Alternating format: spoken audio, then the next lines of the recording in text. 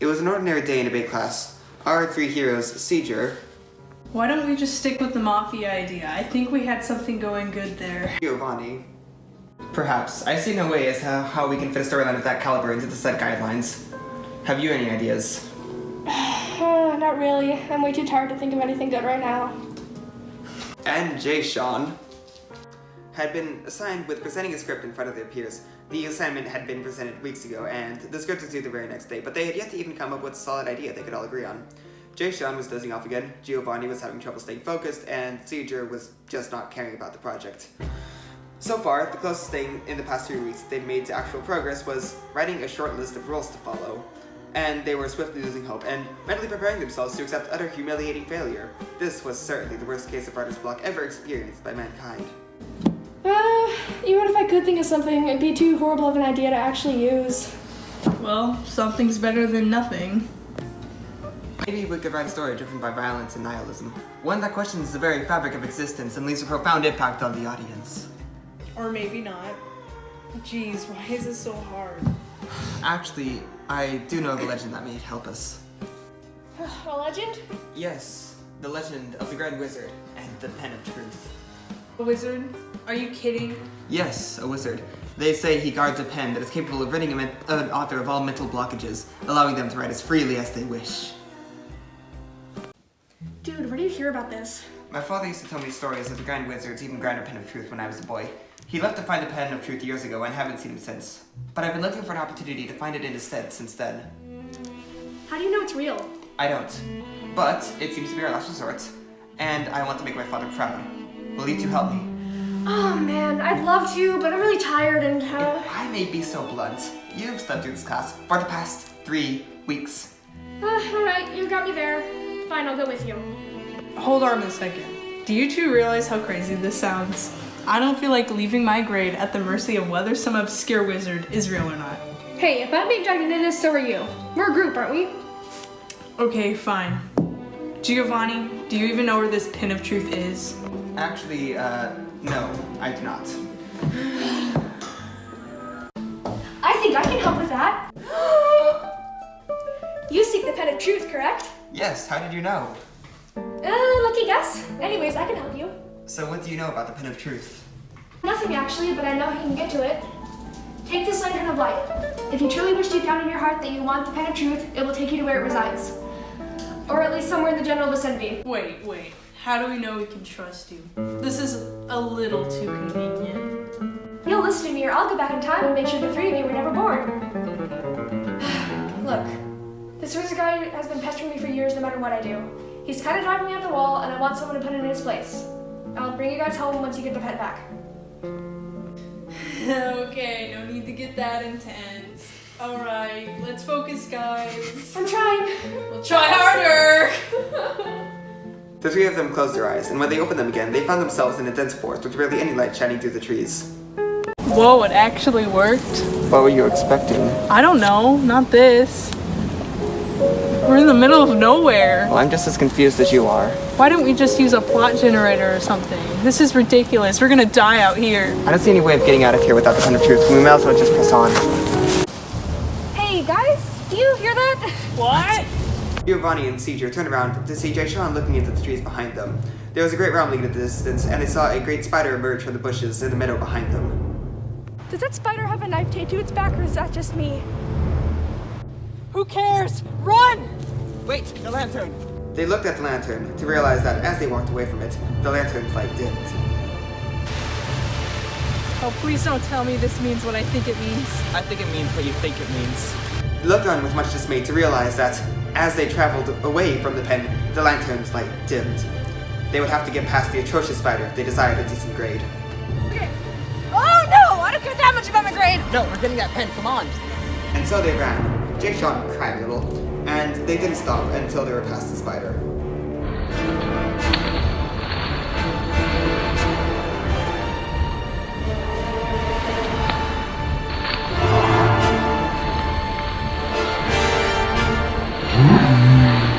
God, that was horrible. Can we stop for a while? Who knows what will come next? We should probably keep moving. Everything seems quiet now. We may as well rest up and save our strength for when we actually find the Grand Wizard. Yeah, what he said. Whatever. Don't blame me when our camp gets ready in the middle of the night. I'll go find some firewood. Perfect. I'll go look for food. Guess I'll stay here and try to build some kind of shelter. Our 3 heroes regrouped back at camp. Seacher had managed to gather a decent supply of firewood, but couldn't figure out how to light it. Giovanni had gathered a meager supply of mysterious, possibly poisonous berries, and their shelter stayed together but didn't do much for keeping the rain out. In the morning, our 3 heroes miserably dragged themselves along for what felt like years. They saw many sights and ran from every moor. Every few yards felt like an entirely different world. This is strange. Wow, glad you noticed. No, seriously, these formations, they aren't natural. Pen makes everything it writes come true too. I wouldn't be surprised if it was sentient after all the things I've seen today. I really don't want to try and wrap my brain around it. Finally, after their many long travels, they arrived at the mouth of a huge cave. The lantern was glowing so bright that it basically burned your retinas out to look at it. This is it. We're finally here. After all these years, I'll finally get to make my father proud. Dude, are you crying? Perhaps. Anyways, let's go in, shall we? Didn't walk all this way to stop here. As they descended down the cave, the lantern's light seemed to bounce off the walls. Then they reached a huge, large, empty cavern. In it was a throne. Upon it sat a man who looked like, a middle-aged suburban father. I wasn't expecting visitors today. Oh, my back! I'd like to congratulate you on making it this far. My name is Tim. Let me get those lights. Tim? So, where's this grand wizard that Giovanni's been talking about? Oh, that's me. Hold on, did you say Giovanni? Dad? No way. Son, I'm sorry for leaving you all those years ago. Father, you told me you left to find the pen of truth. What happened? I'm sorry, sport. I've been guarding the pen of truth for centuries. I got tired of my duties years ago and left to travel the mortal realm. That's where I met your mom. I tried to forget about the pen, but it soon dawned on me that if evil forces got their hands on it, then the mortal realm would be plagued by bad remakes and Twilight fanfiction. Thank you for your sacrifice. None of that matters now, son. I'm so happy to see you. What brings you here? Actually, we came here for the pen. Oh my. That's unfortunate. I'm afraid I can't let you have it. Oh, come on! But we walked all this way. I apologize sincerely, but I took an oath to guard this pen with my life, and I intend to uphold it. I see. Then I suppose I know what we have to do. Hold on, Giovanni, you don't mean you want us to fight your dad? I do. He has lied to me and my mother for years and didn't bother to check on us even once. He's no father of mine. How do we defeat this guy? The lantern. What about it? Lantern, of course. It must have some sort of magical property that causes it to react to the presence of the wizard. If it touches him, then that reaction must be amplified considerably. You two get out of here. I'll do it. Come on, why you? I've been nothing but dead weight this entire time. From trying to come up with ideas for the English project to helping us get here, I've done nothing but complain and make vague attempts at being funny. At least by sacrificing myself like this, I'll finally be useful. Wait, no, that's a really bad way of thinking. Too bad. I've made up my mind. Besides, I don't think Giovanni really wants to fight his own dad. She's not wrong. It's decided then.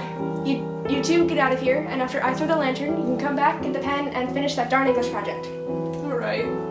We won't forget you. Get in it for me, okay? Bonnie and CJ ran for their lives.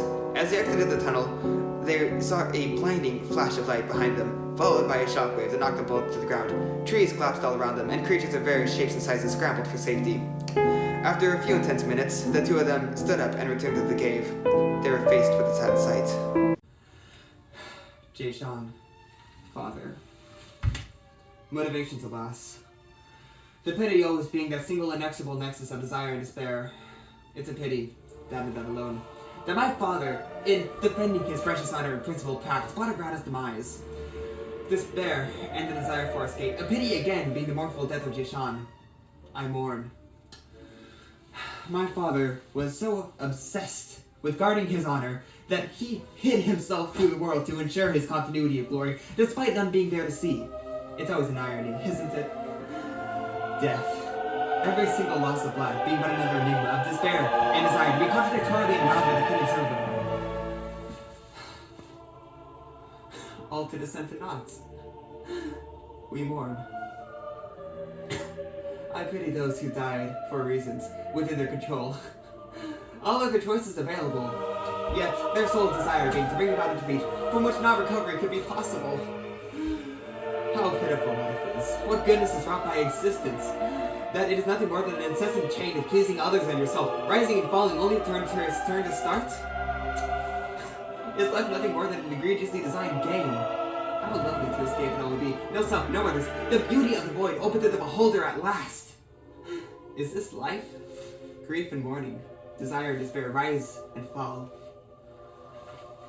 Stability. Giovanni, look, the pen is still intact! But how will we get out of here? The lantern is destroyed. This was all for nothing. Oh, lovely. You defeated the wizard and learned the tragic truth of the pen. It was only because you chose to take it that Jason died. Your greed compelled you to. We suffered enough, alright? Just take us home. You owe us, you know. Fine, fine, but don't test me. At last we're home, and we have the pen. Let us ride forever, free of writer's block. I grow weary of this adventure. Let's finish this project for once and for all. Stress has left us at last. As they wrote, they realized that it was their grief and mourning over Jason's death that truly spurred them to generate new ideas as they finished the English project with the magical pen. Our heroes learned that the secret to true creation lay in destruction's creative powers. It's finally done. And it's beautifully dark at that. You know, we probably didn't even need the pen after Jason died. Oh, I guess you're right.